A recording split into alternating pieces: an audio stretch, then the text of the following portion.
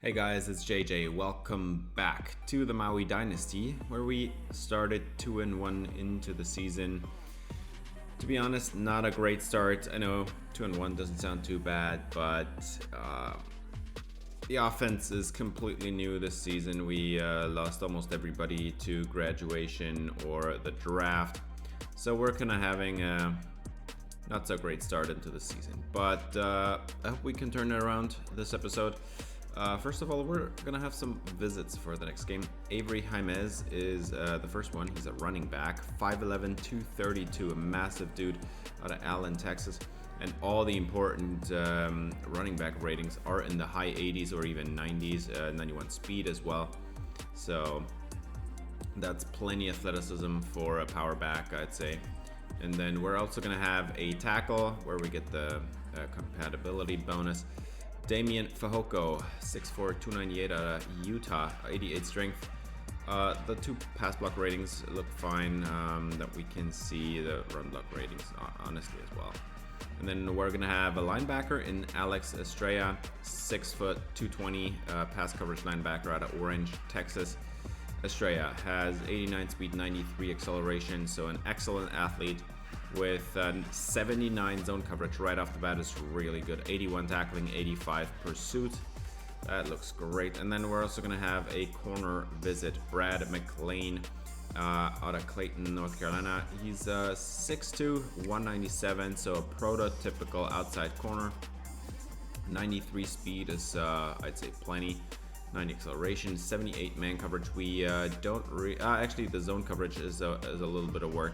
69, that's not great, but I hope we can make it work. And with that, let's jump into the team introduction for our first opponent here. It's going to be the San Jose State Spartans, who still play in the Mountain West Conference. We have played them a couple times so far, and they're quarterbacked by Duke Caroma, 6', 207. Out of Marietta, California. Former 3-star quarterback Caroma is a really accurate guy. Most of his ratings are in the high 80s or even 90s, and he's got a lot of speed as well. Good arm. So we're gonna face a good quarterback today. Jace Jewell, 5'10", 202, out of Stockton, California. Jewell is a really good elusive back. His break tackle rating is 77. I would like that to be a little bit higher, but pretty solid elusive back. His power stuff is not that great, but he's a good pass catcher and he has 93 speed, so definitely a threat with that athleticism and pass catching ability. Noah Groshek is the number 1 receiver on this team. Wears number 82. Groshek is a great down the field route runner. He has not the greatest hands, but he does have a lot of, actually 91 speed is not even that much athleticism.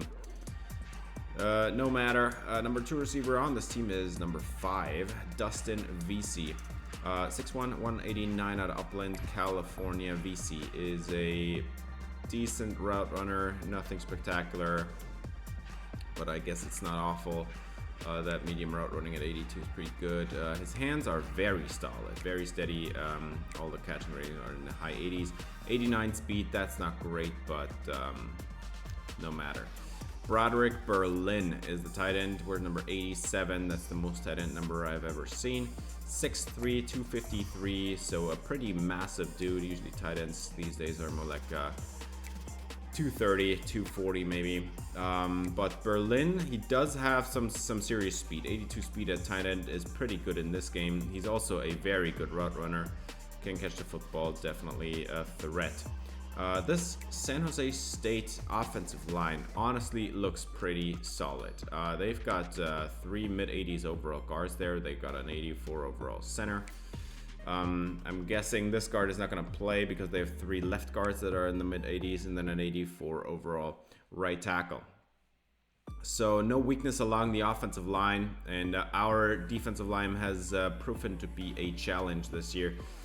Not looking great so far, so I guess we'll see how we're going to fare against the San Jose State offense. Now let's get to the defense.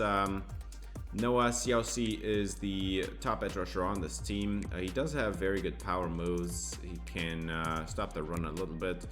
Has some pretty good athleticism, and yeah, somebody to watch out for. Rashad McKenzie is the middle of this defensive line. 6'6", 296. Very tall dude. 82 power moves, pretty solid. That 73 finesse move doesn't look too hot. And only, well, I mean, 80 block shooting is not awful. That's pretty solid. But at defensive tackle, I think you would like a little bit more. At middle linebacker, they've got Paul Philbin, 6'1", 215 out of Clovis, California, former 2-star. Philbin is an excellent pass coverage linebacker, but he lacks pass rush ability, and 63 block shed is pretty abysmal. But at least he's great in coverage, and he's a very good athlete as well. 85 speed, 85 excel, pretty solid. And then they do actually not have any good corners on this team, so I think there is a weakness to be abused here for the Surfers. But they do have a good safety here in Greg Bradford. Very good in zone coverage, very not good in man coverage. That 59 man coverage is awful, and only 88 speed, so if we catch him in man coverage, it should be over there. Now, we've played him twice. I think both games were blowouts. Split them 1-1. So this is kind of best of 3, I guess. Now, matchup-wise, I think we're definitely the heavy favorite. But we cannot underestimate this offense. They have a good quarterback, a good running back, a couple of good targets in the receiving game, and a very solid offensive line. And our defensive line has not looked great this season. So we're going to start with that. And right off the bat, that's bad news for us. 9 yards for Jace Jewell, the running back.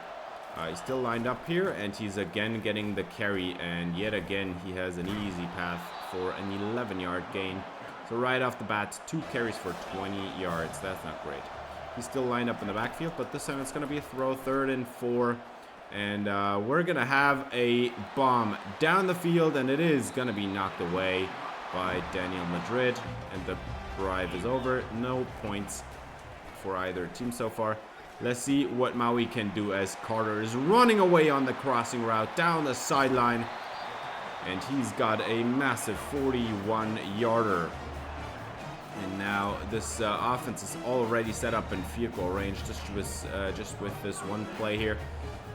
Terrence Carter looking pretty solid. 1st and 10. Let's see what Benjamin Phillips can do. He's going to get it away and caught by Kasima Biamiri. And he's got a 1st down inside the red zone now. 2nd and goal from the 5. Benjamin Phillips has a throw lined up. And he's going to throw it into the end zone. Touchdown. Maui's on the board first. It's 7-0. And this was a pretty good drive. Very well executed. And JJ Easy with the end zone touchdown. So this is going to give the ball back to San Jose State now. And Jace Jewell has another 11-yard carry. So if he continues this and he has 20 carries, he's going to be over 200 yards. 2nd and 7, and finally somebody there to stop Jace Jewell. Nate Goodspeed, the first one in the backfield. 3rd and 11, and let's see what they can do here. Nothing. Down goes the quarterback. It's Maka Halapio in the backfield, and that's going to be a punt. Maui's going to get the ball back with a 7-0 lead. And we're going to watch this punt actually, because Abiamiri is going to be returning this, and there is some room to the outside, so he's going to juke out one defender. Pretty solid return, I think about 13, 14 yards maybe. 3rd and 4, and we're actually going to run it here, and Morris just completely obliterated those ankles. What a move by Morris. 1st down, Surfers. 7-0 still, and Phillips is going to retreat far back, but he's got some space, and JJ Easy down inside the 5. 22-yarder for JJ Easy. 1st and goal from the 4. Phillips is pressured. 6-man rush, and it's going to be a touchdown because nobody covered Terry Carter. And Maui's got a 2nd touchdown. It's 14-0.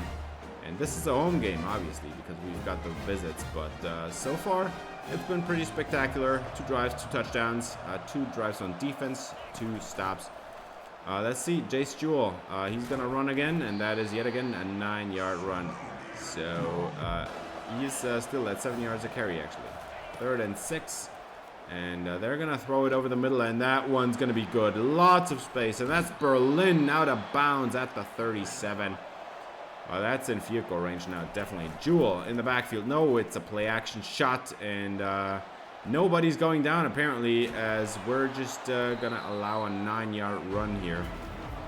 I mean, this quarterback is sneaky fast. 2nd and 1 to end the first quarter. We're going to see a handoff here for Jace Jewell, and that's a 16-yard gain. Oh, man, this is a pain to watch. 1st and 10 to start the second quarter, and over the middle, that one's caught by Jewell, and now he's a receiver as well. That running back looks like he can do it all. 2nd and 1, Jewell's the back. Hand it off and into the end zone. Touchdown, Spartans. San Jose State is on the board, and they cut the lead in half. It's 14-7, but now the Surfers get the ball. 9.5 minutes in this half. And 3rd and 3, right off the bat, we're going to hand it off, and Morris is going to break a tackle, run ahead 11 yards, and move the chains. 1st and 10 from the 36, and we're going to motion out. I think that's Quentin Durango. Phillips is going to get it away, and the catch is made. 9 yards. What a play by Carter. And almost a first down. They do move the chains eventually. 1st and 10 now from midfield. And absolutely wide open is Greg McHugh at the sideline. And if that throw had been a little bit better, it would have been a touchdown. Oh my. Benjamin Phillips missed one there. But Greg McHugh, good on him for running that route. 2nd and 4. And this is going to be play action, and nowhere goes Phillips. It's down, and that's going to be a field goal. They would never recover from that one, so field goal it is. 10-point game, 2-score game. Let's do it. 1st and 10 for San Jose State, and they're going to throw a very easy in route and get 8 yards out of it. So Karoma looking pretty sharp so far. 2nd and 12, handed off to Jewell, and lots of space as Tyler Hector completely whiffed on the tackle there in the backfield. And instead they gain a first down. 3rd and 11, Karoma gonna go down. And that's gonna be a punt. No points for San Jose State, and 2.5 minutes left for this Surfers team. Perfect blocking on the outside, and Quentin Durango shows off the wheels down to midfield. 1st and 10, Phillips is gonna have a throw over the middle. It's caught, and Carter tries to accelerate away. 16 yards for Maui. And they are gonna move the sticks again. 1st and 10 for Benjamin Phillips, and the screen is set up. Some pretty good blocking here, and JJ Easy gets 10 yards on the play, moving the chains yet again. 1st and 10, and Morris is going to run it. That was an outside zone give, and that's him 12 yards. So that worked out pretty well. 2nd and 10, not Karoma. Benjamin Phillips caught by Carter. That's an 8-yard gain, and now 3rd and 2. This one's going to be tough.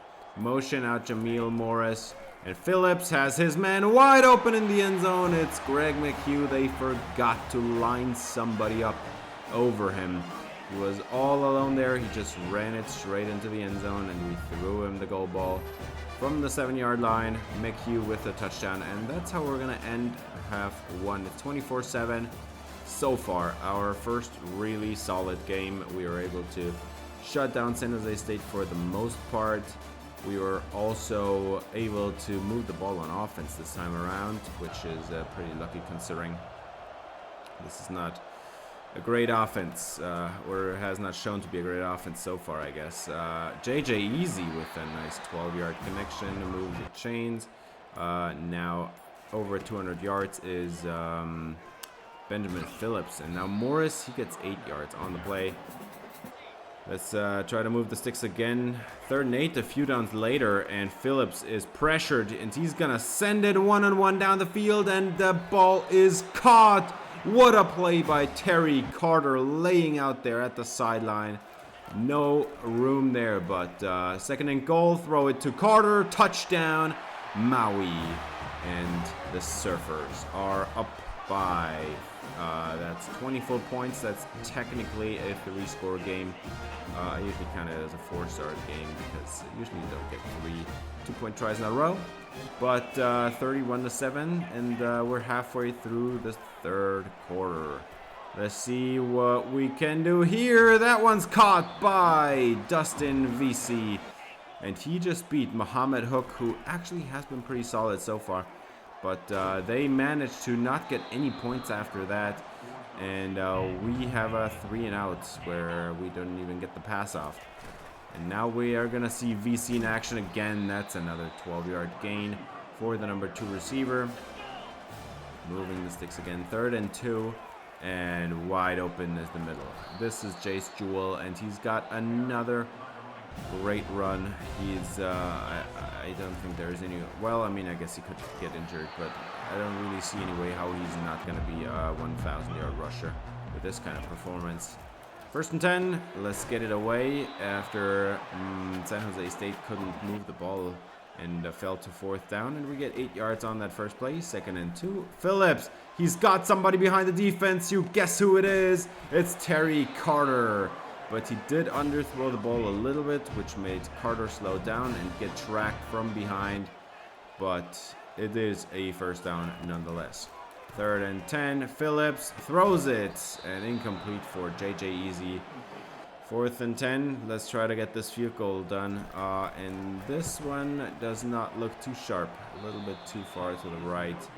So 31-7, it still is. They could come back from this. We have seen worse.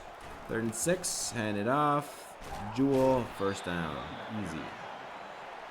If this is the entire game, just Jace Jewell running them to 1st downs, man, I cannot explain how they only have 7 points, honestly. 8 yards for Jewell there, and he is absolutely ravishing this defense. Now they give him a breather and get somebody else in there. I don't actually know his name, but it's still an 8-yard gain, and they move the chains. 1st and 10, and Karoma is going to throw a screen to the sideline, and that is caught. 1st down. Oh, man. And we've got another injury on the play. 2nd and 5. Karoma gonna not get pressured at all. Wide open is the running back, Jace Jewell.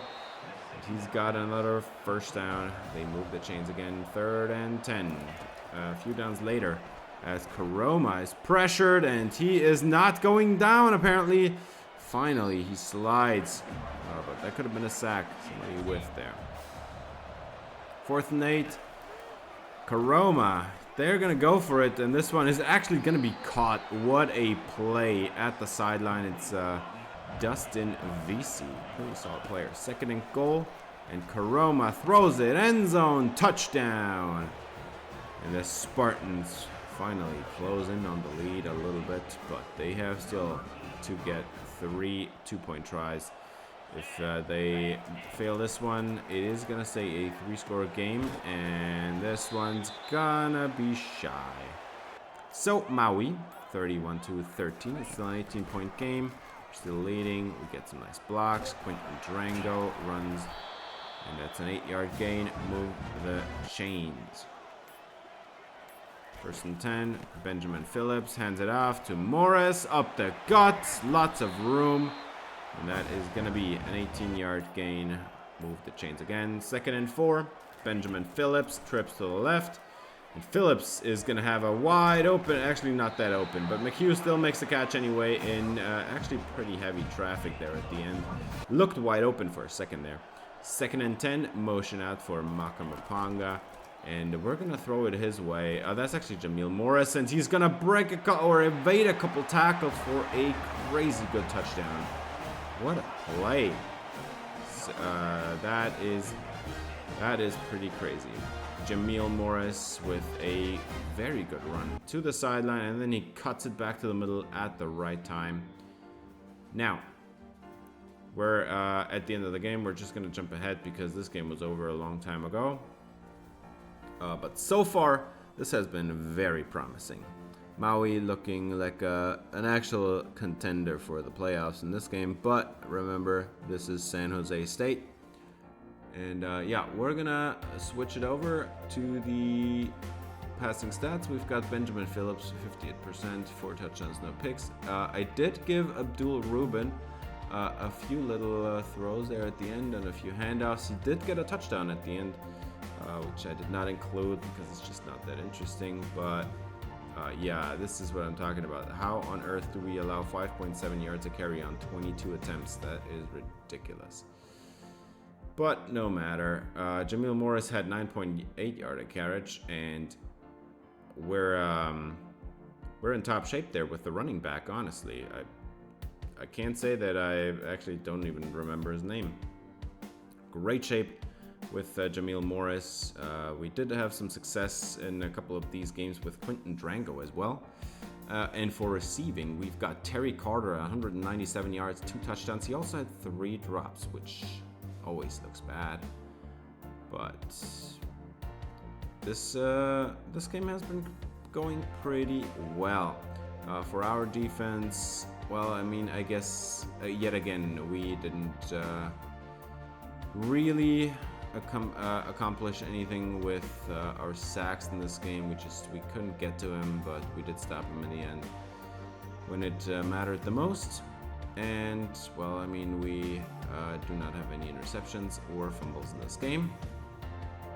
And we've got another commit, David Crespo out of Gilbert, Arizona. He's a guard, a 4-star guard at that, Gilbert, Arizona. He looks pretty good. And considering we didn't really have any 5-star prospects at offensive line that we could go after, I think David Crespo is probably the best thing, the next best thing, I guess. The only thing that's a big knockoff on him is 84 strength. That's just too low. I mean, you want in an offensive lineman at least like 88 or something, but couldn't make it happen, I guess. For this next game, we're gonna have some more visits. This is a very heavy visiting episode. Brendan Kreiner, 6'1", 209, scrambling quarterback with 95 throw power, 87 short, 83 medium, 86 break sack. Everything's important, and then everything important is good, and then 89 speed on top. 89 XL, 89 speed, crazy good numbers. Enrique Reverone. Reverone has some really good speed, 95 speed at 6'3". That kind of reminds me of Buck Stoner, but he also is a pretty solid pass catcher. We're also gonna have an edge rusher, Austin Van Lanen, out of Beaufort, Georgia, 6'6", 279. So he is a little bit too heavy, but he's at 88 finesse moves, 81 tackling, 86 XL. Looks pretty solid to me. And then we've got Charlie Heimberger, 6'2", 191, out of Wimberley, Texas. Heimberger is at 92 speed and 90 acceleration, along with 76 man coverage, 74 zone. So a very good starting safety. Now the next game is going to be against the Oregon State Beavers, who are in the Pac-12. This is going to be a conference game, and man, they've got some good star power. So technically, just from going the team overall, technically we are by far the better team, but looking at this roster, I don't think we're that far apart. So we'll start at the quarterback, Dakota Souls. 95 throw power. He has some pretty solid short and deep accuracy. The medium one is a little bit behind, but still not bad. And 86 speed, 95 acceleration. A really good athlete. Souls. Very good quarterback. Running back is Salahaddin Allah. He is technically a receiving back, but his route ratings are not that great. His catching ratings aren't that great either. Instead, he's a really good receiving, elusive back, I want to say. 87 speed, it's a little bit slow. And then at receiver, they've got Zachary Card as the number 1, and Card is 5'9", 164. Very small and very slender frame. He's a great route runner. His catching ratings are pretty abysmal. He can break some tackles here and there, and he's got some speed. 93 acceleration, speed and 94 acceleration. Looks really good. At number 2, it's Cyrus Wallace. Wallace wears number 39. He's a decent route runner, especially down the field. He does have some okay catching ratings. He's a good receiving back, I'm guessing. But he's a receiver, so yeah, 90 speed, 92 acceleration. Not the fastest dude ever, but can break some tackles here and there. Steve Trimble is the tight end on this team. 6'4", 244. Where's number 84? And Trimble, not a great pass catcher, not a great route runner, not a great athlete, but he does everything at a pretty high level. So one of the better tight ends we're going to face this year, definitely. The offensive line for this Beavers team actually looks pretty incredible. They really don't have many holes at all. That 80 overall right tackle, might consider him a hole or a weakness, I guess, but this is a really solid offensive line. Now let's switch over to the defense, as Kelsey Howard is the number 1 edge rusher, and he has 99 finesse moves and 85 power moves. Incredible pass rusher with 85 strength. Run stopping, pretty awful. 75 block shot is not great, but a pretty good athlete. This is a pretty solid edge rusher, but the interior defensive line looks actually pretty abysmal. Top linebacker for this team is actually Jesse Pinter, with really good coverage ability. He could be a pass rusher. The run stopping is not quite there, but a decent athlete, great pass coverage. Run stopping needs a little work. Dexter Foster, he is an actual pass rusher with 91 finesse moves and 82 power moves. He is a crazy good run stopper. That would be a crazy good run stopping skill set at defensive tackle, but he's the linebacker. And he also is a great athlete. The only thing he lacks is the pass coverage. Andre Jordan is the number 1 corner on this team. Jordan 6'1", 183, so a pretty average frame, with 90 press and 83 man coverage, 89 catching, 85 zone coverage. And then not a great tackler, more of an outside corner, definitely, but 93 speed and 98 excel. That's a pretty good corner. And then they have Jaheim Patterson at 6'4", 204. He's a pretty tall safety. Patterson is a decent run support safety. His pass coverage needs a lot of work, but yeah, so that's his athleticism. Not too scared about him. Isaac Zuniga, 6'1", 210, out of Arvada, Colorado. A former 1-star zone coverage safety with 93 zone coverage, 83 catching. Not the greatest run stopper. His man coverage needs a lot of work and only 84 speed. So this safety duo is just not fast at all. So I think there's an opportunity for us, but we're going to see how this one's going to turn out. As we have another home game, which is a trend in this game, but spoiler alert, the next one is as well. We're going to have a bunch of visits. And let's see. Oregon State starts off with the ball. Start off with their quarterback Dakota Souls and a pretty strong offensive line, a couple of solid receivers, a good tight end, and right off the bat they are going to involve their top receiver. That is going to be a massive completion. Souls with a pretty good pass to Taz Reddix, who is actually not their number 1 receiver.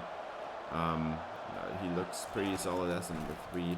1st and 10, and caught yet again Souls with a 9-yard completion, and now 3rd and inches from the 6. Souls throws it, end zone, touchdown, and the Beavers are taking a 7-0 lead. Maui defense couldn't do nothing about this one. Taz Reddix, number 3 receiver, showing the skills here. 3rd and 4 to start off the opening drive for Maui. Benjamin Phillips is going to motion Sergio Wiggins across the formation, is going to get it away. Carter turns up field, and a huge conversion, 25 yards to the number 1 receiver.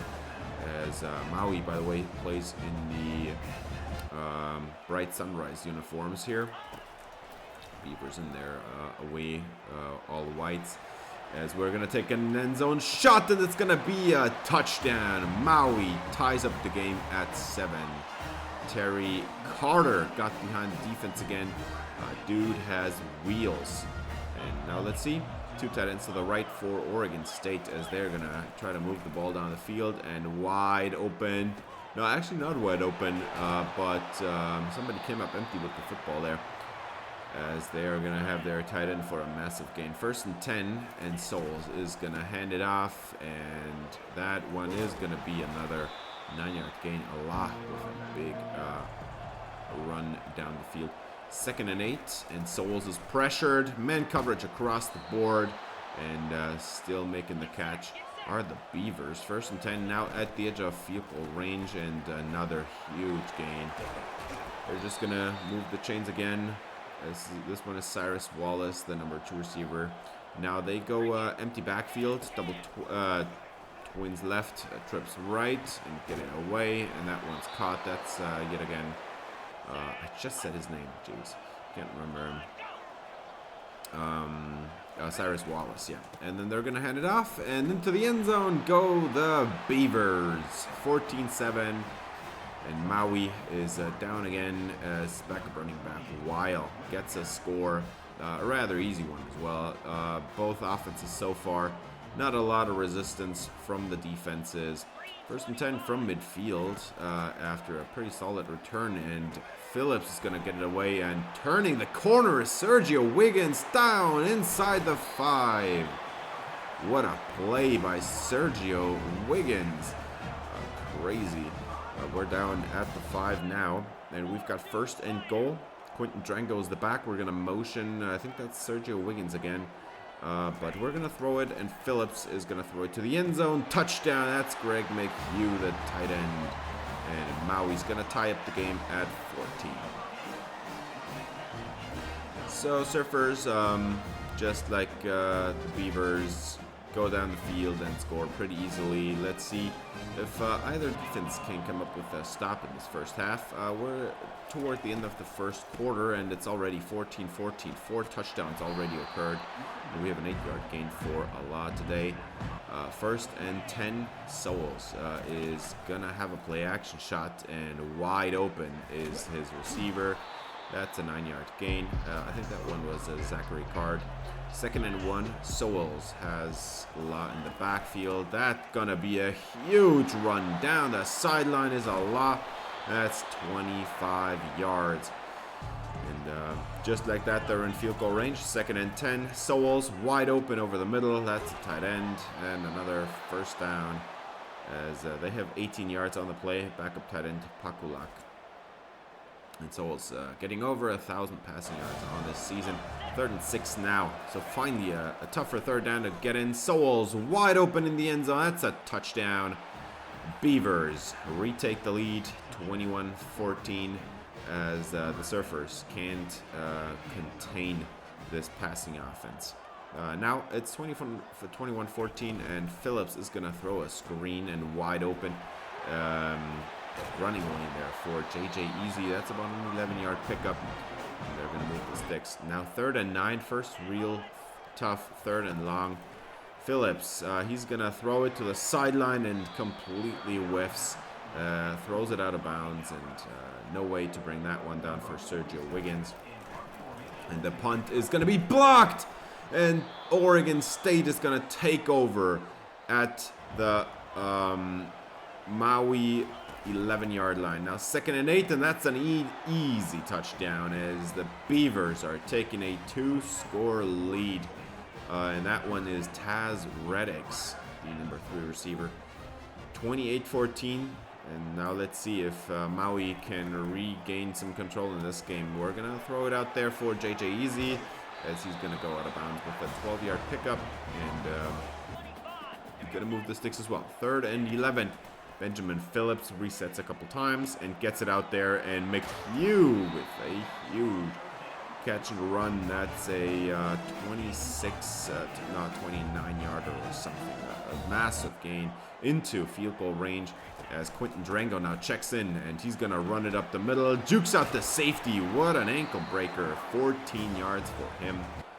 And now 3rd and 10. That's going to be a real tough one. Somebody jumped offside, but no flag. And instead, it's going to be a touchdown anyway. Maui with the score. Cut the lead in half. It's Greg McHugh, the tight end. He has been very reliable this season. So now it's 21-28, 2.5 minutes on the clock. Oregon State still has lots of time to try to get even more points in this half. Let's see, Sowles wide open, and another catch. Actually, it was not wide open, but no contest there from our corners. And now we're going to have a sack finally. That's Stanley Ferris, the middle linebacker, on the blitz. 3rd and 13. Now you need to get off the field. And Sowles wide open. That's going to be a first down. Taz Reddix is there again.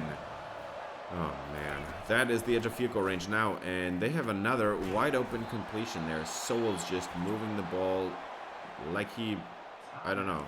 He can do whatever he wants, and the defense is not going to stop him from doing that. 50 seconds on the clock. Sowles, another wide open completion. That's Wallace for a 9-yard pickup.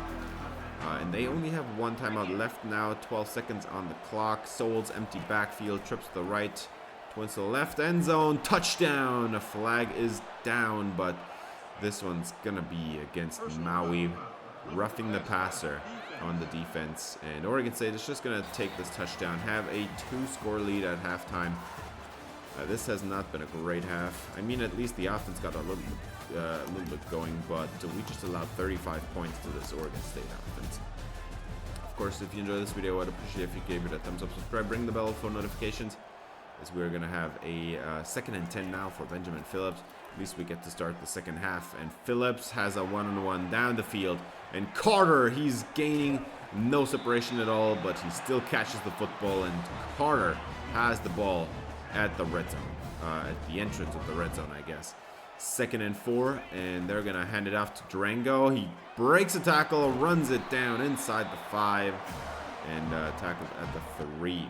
Now goal line personnel, fullback in the game, and this is going to be a toss outside. That's a touchdown, Quinton Durango. And at least the lead is cut into half now. It's 35-28, but we still need another defensive stop, and that's just to tie the game. So let's see if this Surfers defense has found any receipts in the second half. Pretty good starting position for Oregon State this time around, and an easy run for Allah there. 9 yards, moving almost the chains, but we do get a 3rd and 3. We get a 2-yard loss on 2nd down, and now we get a tackle for no gain from cornerback Muhammad Hook, and they don't get any points at all, as we're going to have Phillips now on a pass to Terry Carter. That's already 151 yards for him, and he's got the first down, 11 yards on the play. 1st and 10 for Phillips, and that is bad news. We're at least recovering the football there, but strip sack on Benjamin Phillips, and that possession was over right then and there. So we're going to have to punt it back, and Oregon State is going to get a 9-yard gain, yet again against the coverage of Muhammad Hook, who has been there for most of the plays, but he can't seem to find the ball in the air. And now they're going to dump it to Allah, gets a block. Oh man, inside field goal range now, 2nd and 8, and Allah is the back. This is going to be a pass, and he's got lots of time to throw it. Gets it away, and that one's caught. Another first down at around the red zone from the 19. Now it's going to be a new set of downs. Fullback and 2 tight ends in the game, and they go play action shot, and Sowles, he is going to have another completion. He was right there on the coverage. I think it was Afagash, and it still was not enough. He holds on to the football. They're catching everything in tight coverage. 3rd and goal. Sowles is gonna be not sacked, but taken down for no gain. 4th and goal, and they're actually going for it. Goal line personnel, a toss to the outside, and this one's gonna be caught. No touchdown and no points for Oregon State. What a crucial turnover on downs for this Maui Surfers defense. And now we're gonna throw a bomb down the field. 3rd and 4, and it is broken up. What a play by that defense. Terry Carter I mean, he did have it slip through his hands. So we're going to punt that one away. And again, another tough completion against the coverage of Mohammed Hook. He can't seem to find the ball to knock it down or anything. 2nd and inches, and Sowell's wide open. That's going to be another completion. Zachary Card there. 2nd and 10, and Sowells has a 4-man pressure. Man coverage across the board, and they can't seem to find the ball in the air. Not quite there. It's just there is always a yard missing from getting the deflections. And now we're gonna have a Oregon State touchdown, 28-42. Oh, this is gonna be a tough one. 2-score lead for the Beavers, and we're 7 minutes out from the end of the game.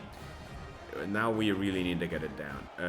We really need to get it done. 3rd and 8. That's a tough one already. And Phillips, that one's gonna be incomplete. Knocked down to the got hit during the throwing motion. 4th and 8. We are gonna go for it, and somebody's behind the defense again. Look out! It's Terry Carter, and it's a 59-yard touchdown. And Maui finally cuts the lead in half again. Man, we need to keep up with these Beavers. We're gonna have a 1-score game now. 5.5 minutes on the clock. Sowells with an empty backfield trips to the left, and again another tight coverage play. Again, Mohammed Hook there. Again, he can't find the football, and again it is a catch. 5 minutes on the clock. 2nd and 8, and Sowells is gonna hand it off to Allah. Oh my God, that is way too easy. 1st down and 10 from the 43 now, and he's over 100 yards now. 3rd and 5. Sowells motions in his favorite receiver, and now he's gonna have a wide open completion. 1st and goal from the 5, and Sowells throws it, end zone, touchdown Beavers. It's a 2-score lead again. I don't know how we come back from this one. There's only 4 minutes on the clock. 3.5 even. So we got to get some work done here. Phillips, corner route, caught. And this is Greg McHugh running down the sideline. It's a 40-yarder, and I think that's a good start. And at least it also stops the clock because he went out of bounds.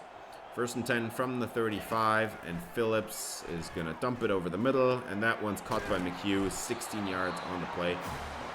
Move the sticks again. 1st and 10, 3 minutes on the clock. Phillips has some time, resets his feet, throws, corner, end zone, touchdown. And that's Sergio Wiggins, who I feel like kind of has a breakout here in this episode. Has already made a few really good catches. This one's very important. A big play, touchdown for Sergio Wiggins.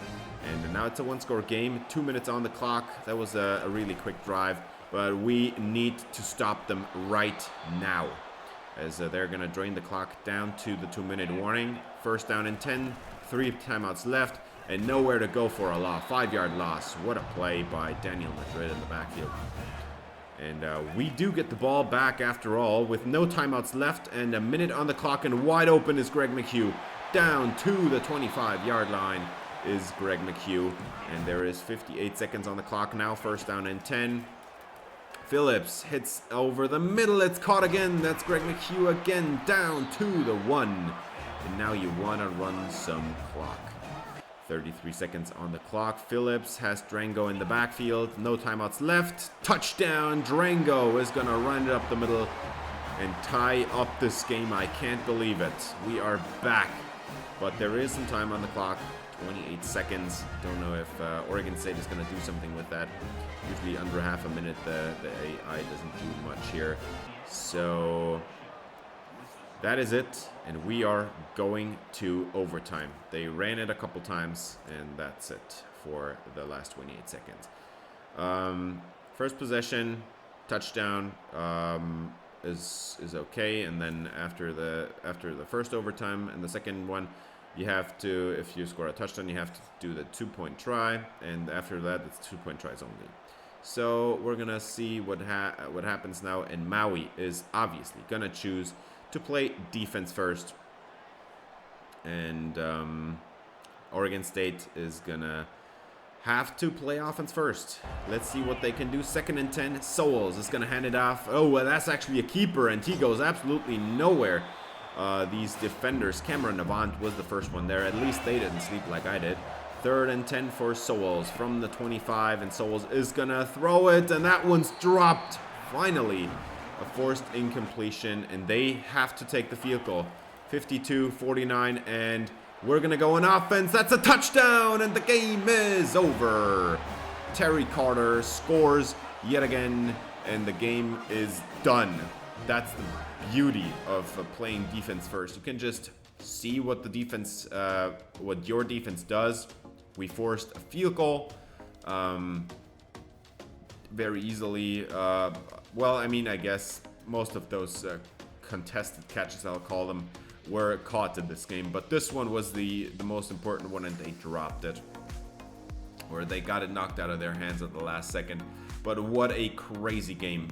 Benjamin Phillips, 27 of 48 for 531 yards, 6 touchdowns, no picks. Dakota Sowles for 400 something yards, 5 touchdowns, no picks, and like almost 80% completion percentage.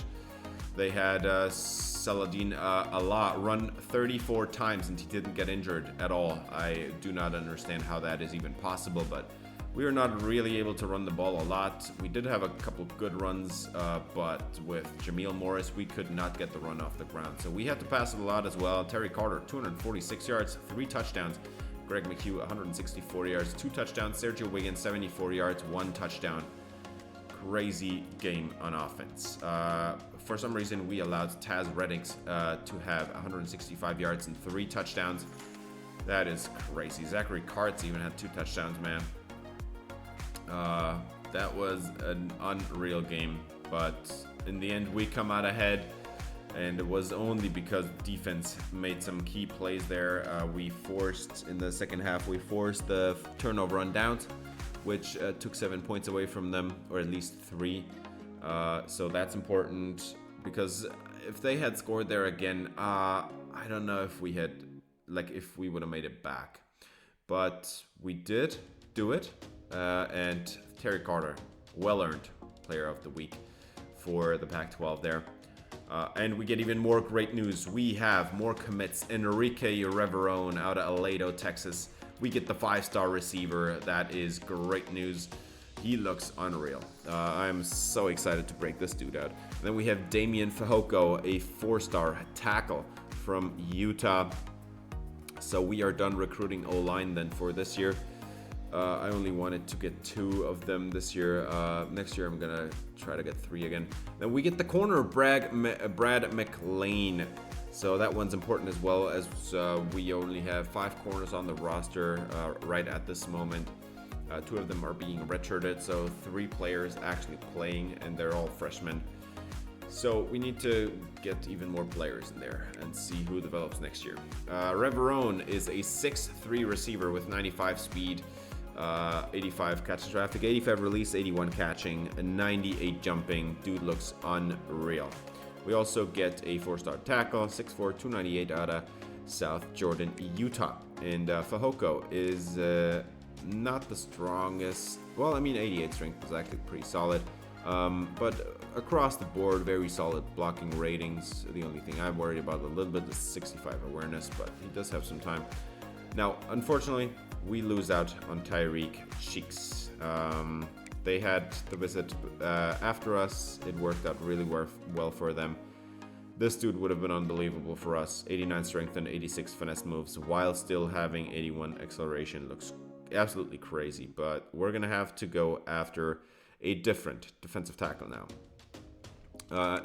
We are getting this corner, 93 speed, 90 acceleration, 78 man, 69 zone. That's not great, but at least he has already 73 tackle. That's pretty solid. He's a slot corner archetype after all, but he's going to play outside definitely.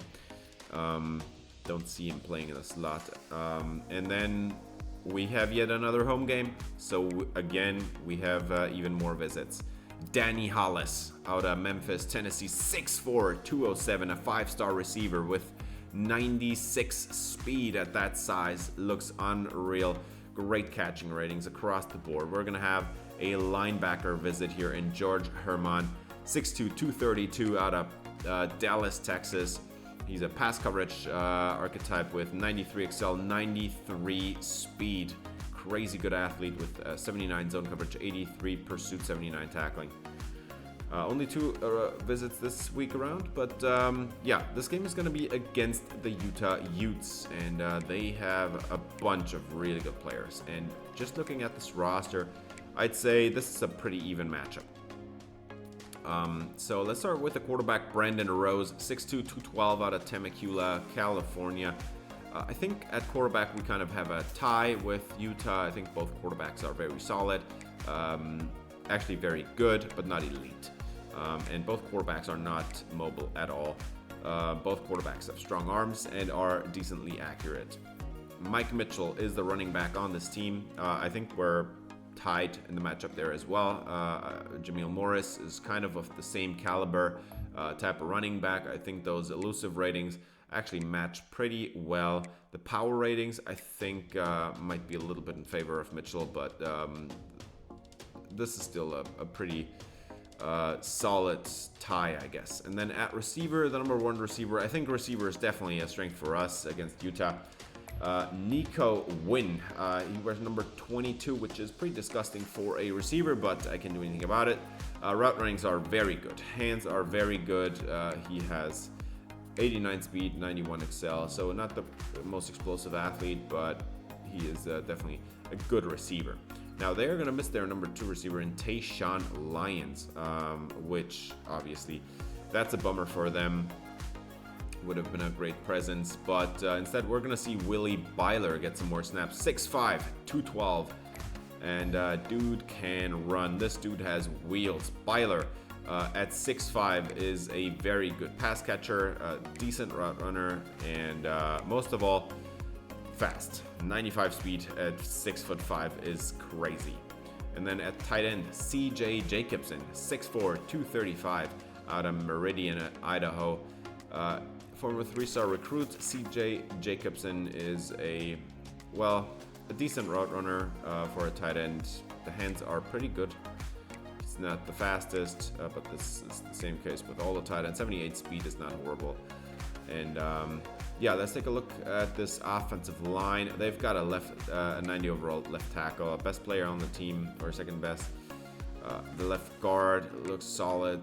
The center looks solid. This entire offensive line looks really good, except they're going to miss this right guard. So we're going to have maybe an opening there. But as you could see in the last game, the defensive line is a massive weakness for us, and they have us at a disadvantage there. Let's switch over to the other side. We've got John Henry Daly with 91 finesse moves and 76 power moves. Looks like a really solid pass rusher. 83 strength is a little bit lower than what you want, but at least this dude is fast, so around the corner he's going to be pretty solid. Jonah Leaea, sorry to mispronounce his name, 6'5", 247. Looks like a really good edge rusher as well. 82 finesse moves, 82 power moves, so well balanced, kind of knows all the tricks. 89 strength, that's really good at that size, 247 or something. The run stopping is probably not going to be there. He's just not heavy enough, but a good athlete with very solid pass rush upside. Defensive tackles for this team actually look a little bit weak, so we might have an opening there. But the same can be said for our defensive line. Well, I mean the other way around. We have good starters on the interior, but the edge rush lacks a little bit. This linebacker, on the other hand, Joe Tanielu, he looks absolutely crazy. Great athlete, great pass coverage ability, great run stopper, can blitz. He can do it all. That linebacker is scary. Ben Astandia is the number 2 linebacker, and even he looks pretty good. 80 zone coverage is really good as well, with actually no pass rush ability, but a solid run stopper, a good athlete. And then at corner, we've got Bernard Connell. Connell is a man coverage archetype corner with some decent run stopping ability. The zone is at 76, so that's a little bit lower than what you want because every team runs at least 50% zone coverage. So that's something to work on for him. But we've got CJ Blocker here. Slot archetype corner, 6'1", 181. Blocker is a really good man coverage corner. Not really with the press that much. I don't know why he uses slot, because that 64 tackling looks abysmal. But he is a great athlete, and he's great in zone coverage as well. So he can do it all except tackle, I guess. So he needs to play outside, definitely. Trent Bush is the strong safety on this team. He's at 86 zone coverage, which is really good. His hands need a little work. The run support needs a little work. For safety, 75 tackling isn't great. That man coverage is abysmal, but he's a strong safety, so he's not going to press anybody. Apparently I forgot to put in how often we have played against Utah, which I think is none. And they are gonna have to show us how it's done. Utah is a really strong unit this season. We're ranked number 12. They are ranked number 9. This is the nationally televised game, and we're gonna start it off on offense. I'd say this is a pretty even matchup so far. Utah is unbeaten, and we're gonna see how this Utah team is gonna stop us. We're gonna start it off here with Terry Carter on the outside on the screen, and that's a nice 12-yard pickup. Move the chains, 2nd and 5, as Benjamin Phillips is gonna throw it up there, and Carter is behind the defense, and that's gonna be another touchdown. 64 yards to the house, and the Surfers already in the lead. This is the right way to start off the game. You exploit their weaknesses. They do have a little bit a weaker secondary, especially the safety. So if you're gonna have a one-on-one on the corner and my receiver has 96 speed, don't forget, then I'm gonna take that one all day long. They don't have anybody with 96 speed there. So yeah, Utah runs into the defense right up the middle there and goes 3 and out. No points for the Utes, and we're gonna get it away, and that one is Wiggins. 10 yards, 1st down, move the chains. Easy peasy.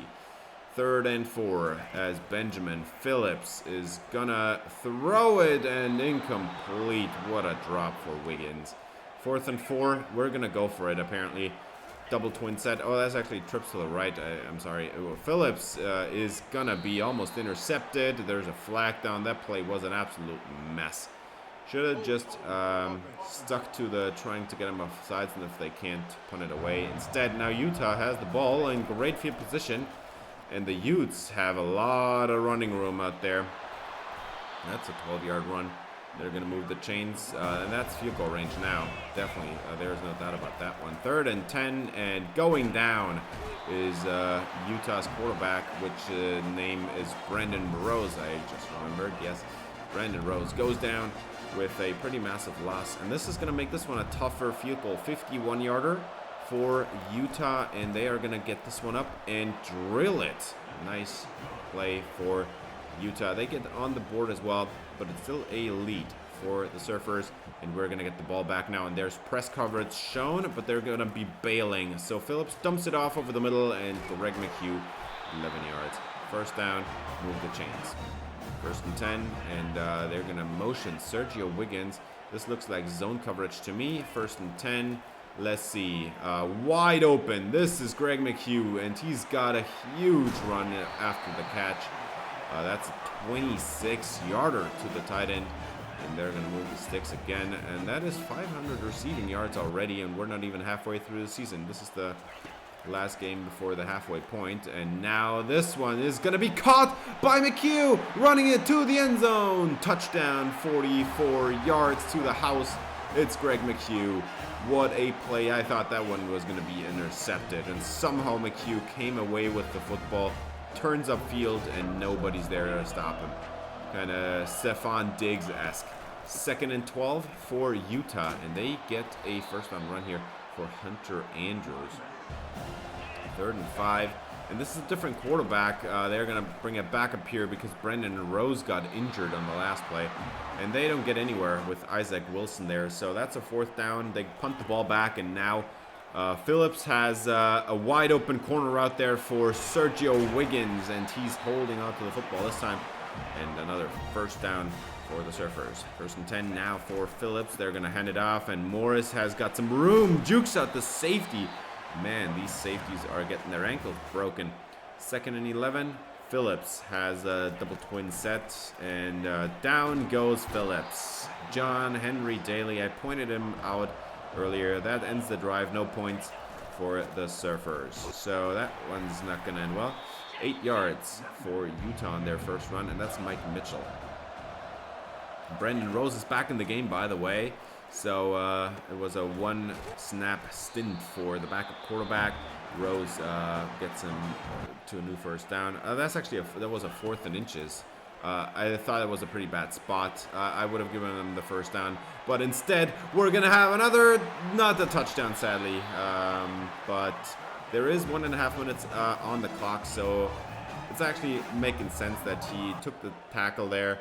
Let's run some clock, get at least a little bit more time off, and that's a touchdown. Greg McHugh into the end zone after Terry Carter sacrificed his touchdown. Greg McHugh gets one. I think that's only fair because from the touchdown load this season, Terry Carter has caught, I think, more than half of them. So that's nice to see as well. And we got about 40 seconds off the clock, so 35 seconds now for Utah to try to make something happen, and nowhere goes Brandon Rose. That one's going to be a sack, and Halapio is the one getting that one. 3rd and 19. They obviously don't get anywhere, and this is actually already halftime. Utah not looking great in this game.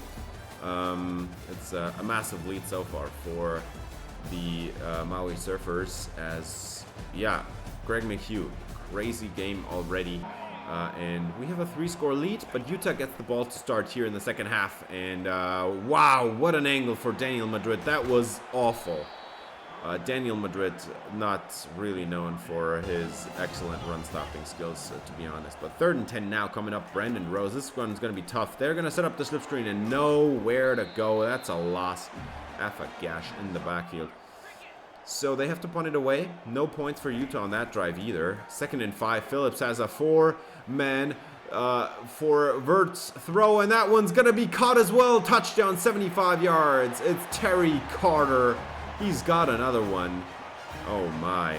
That one didn't end well for Utah either. 28-3, we know that score pretty well. But there are still 8 minutes, 7.5 minutes, I guess now. Brandon Rose. They are going to have a keeper here. Wow, what a play call. 9 yards. That's pretty gutsy with a quarterback that really can't run that much. They get the first down, and they are going to move the chains. Let's see. Tight end moves across the formation, and now they're just going to run it up the gut. That was a very easy call. Mike Mitchell with a nice gain there. 2nd and 10. This is now across midfield, and Brandon Rose is going to give a delayed give for Mike Mitchell, and that's an 8-yard gain. It's a little bit too easy there. 3rd and 2, and double twin set, and nowhere goes Brandon Rose. They had another read option call, and this time they were ready for it. Halapio in the backfield. 53-yard try, and this one is off the upright, no good. Oh my, that loss at the end, it was a 3-yard loss from Halapio, so that was so important, because if they hadn't gotten them done, I think that field goal would have been good. 3-yard shorter. Jameel Morris with a nice run, getting about 8-9 yards. 1st and 10. Now they're going to motion out Jameel Morris, and they're going to throw it to Wiggins for an 8-yard gain. Crazy tough catch there over the middle. I wouldn't have expected him to make that one. 1st and 10. Phillips hands it off to Jameel Morris. 9-yard gain. Move the sticks. Not quite, but on the next play. 1st down and 10 now from the 25. Motion for Morris. This is going to be another throw. Wide open underneath. That's Terry Carter. Another 8-yard gain. They're just going to dink and dunk their way down the field. Now trips to the right. Actually, twin to the right. 2 backs in the backfield. This one's going to be caught by Carter. Another touchdown for Terry Carter. Oh my. Dude is unstoppable. Utah does not know how to stop him. He's open all the time. If he's not going vertical, he's going to use his speed across the field and show off his incredible abilities. As we are going to have an interception. It's Muhammad Hook's first career interception, and they take it away in field goal range. Well, I mean, this got ugly pretty quickly. So, yeah. We're going to have a a new drive here from the 33-yard line. Mohammed Hook with pretty close coverage. He's the number one corner on this team as a freshman. And Hook, he just reads it, is underneath the receiver, and finally he is in distance to get to the ball. 1st and 10 for Abdul Rubin. We're going to have backups here in the game, by the way. Sergio Wiggins breaks 2 tackles on his way to the end zone. That's a touchdown for Maui. And, I mean, that's going to do it. That's a 42-3 lead now, and Utah losing badly. Did not expect this one to play out this way. I thought this one was going to be even tougher than Oregon State, to be honest. But this Utah team has not shown up at all, and we're going to have to, I guess they're going to have to accept a bad loss. They did get a touchdown at the end there, but that was only because I played backups. Overall, Maui was by far the more convincing team, and this is actually the first time this season that I would say we had a convincing game. We are 5-1 right now, so technically we have 5 wins, but it doesn't really feel like it. A lot of the games that we have played so far were against lesser opponents, and we made it a lot more, or we had a lot closer games than you would expect from this caliber of team. And but can't change anything about that now. We can only look ahead towards the next games. In this game, I think what we did really well is incorporate the run game, but also take all the deep shots when we were given the opportunities. Terry Carter with 235 yards and 3 touchdowns. Crazy good game. We also have Sergio Wiggins with a touchdown there at the end, breaking 2 tackles. That was a pretty ridiculous play. I just had to show that. Not because Abdul Rubin made some crazy throw or anything, just Sergio Wiggins. He looks like a breakout, honestly, this episode. I'm really happy to see that because, well, it's Terry Carter's senior season. He's going to be gone after the year, and we're going to need somebody to take over next year. And I hope that one is going to be Sergio Wiggins. 3 sacks for the defense. Mohammed Hook, his first career interception. We're still waiting on the first ones for Henry Officer and Tyler Hector, but this one was a pretty solid game. We get a couple of awards here, but I mean, 235 yards and 3 touchdowns. Honestly, I kind of don't know why we didn't get the National Offensive Player of the Week performance there for Terry Carter, but dude has looked ridiculous these last few weeks. We had a little bit of trouble getting him off the ground at the beginning, but let's talk about something even greater. Brendan Kreiner. He's going to join this team, a 5-star quarterback, and you're going to see in a couple seconds why. I mean, you probably saw already why he's one of the best players to get in this recruiting class. Avery Jaimez is also going to join, 5-star running back from Allen, Texas. So we get 2 very important pieces for next year. Alex Estrella, we get the linebacker, 5-star linebacker. He looks crazy good as well. Pass coverage linebacker. We're going to take a look at their ratings, but we get George Herman as well. So we're done recruiting quarterbacks, running backs. We already have a tight end. We have 2 offensive linemen. We got 2 linebackers. So our recruiting is almost like, I don't know, 2/3 done, I guess. Brendan Kreiner, 6'1", 209, a scrambling quarterback with 95 throw power, 87 short accuracy, 83 medium accuracy, 86 break sack, 89 speed, 89 acceleration as well. Avery Jaimez, 5'11", 232, is a power back from Allen, Texas. Jaimez looks incredible. He has 91 speed, 90 acceleration. All the important running back ratings are in the high 80s, even 84 strength. Crazy good. Don't know what to tell you. He also has already 4 abilities. And by the way, Brendan Kreiner, the quarterback, he has I think a bronze field general, which also always helps. Alex Estrella with the crazy good athleticism, 93 excel, 89 speed, 79 zone coverage, 81 tackling, 85 pursuit. He already knows everything. He also has 70 man coverage. There's corners that have worse man coverage than him. George Herman is a linebacker that we got at the last second. We stole him away. I actually didn't think we were going to get him, and that's why I put points in DePofi here on the left side. but we did get him in the end. Crazy good athlete. So I took all the points away from the Pofi. We don't need 3 linebackers this year, even though I could get him. You can't always have these huge recruiting classes because then you're always cutting other players. I don't want to do that. Maui, after a tough start to the season, I think we found our groove these last couple games. Well, I mean, the Oregon State game was not great either, and they're last place. Yeah, we battled the last place team here to overtime, but I think we're on the right track at least. I don't know if we have a chance to really compete for a Pac-12 title game, but at least we're on the right track. And that's gonna do it for this episode. Thanks for watching. If you enjoyed, please leave a like and subscribe for more Maui Dynasty. See you in the next episode. Until then, have a great day.